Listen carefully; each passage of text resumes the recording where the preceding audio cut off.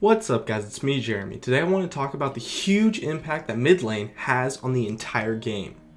From my experience, I can easily see that mid lane is the role in the game that has the largest impact on the game in this current meta. Playing mid lane is by far the best way to carry solo queue, and let's jump right into why. First is that mid laners have the potential to get the most farm out of anyone in the game. The mid lane grants access to wraiths and wolves in addition to lane creeps and blue buff, resulting in massive farm, since you will likely have some very good wave clear on your champion. This accelerates your build extremely fast, and that surplus of gold makes carrying way easier compared to roles such as jungle, who lack gold to be able to make major plays. Also, mid laners have the ability to carry every single lane. Unlike the top or bot laners, mid lane can gank both lanes, while the other two respective lanes can only really consistently gank the ones closest to them. This roam potential makes carrying extremely easy, especially on a mobile champion or on a champion with hard crowd control. Ganks from the mid laner can often be even more powerful than ganks from the jungler, since you just do way more damage. This roaming power also contributes to objectives. Mid laners can take towers very fast due to their damage builds, as well as set up and control dragon fights, giving the opportunity to give your team some major global gold to get them very far ahead. Controlling the map with proper wards and roams is just way too easy in the mid lane, and if done properly can easily carry a team of feeders to victory.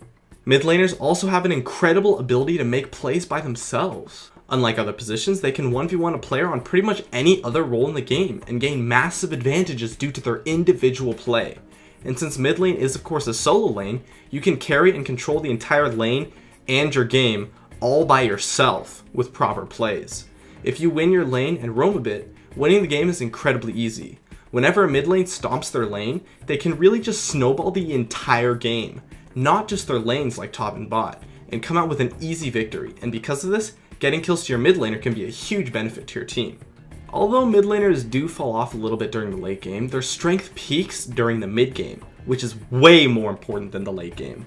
A majority of league games are won or lost in teamfights or plays during the mid game, and unlike other roles to some extent, this is the point where a mid laner shines the most, and they don't really fall off a significant amount during the late game anyways, they just become a little bit harder to play in teamfights. No matter the situation though, you can still make massive impacts in teamfights due to the nature of the kits of mid laners, having high damage as well as mobility and crowd control.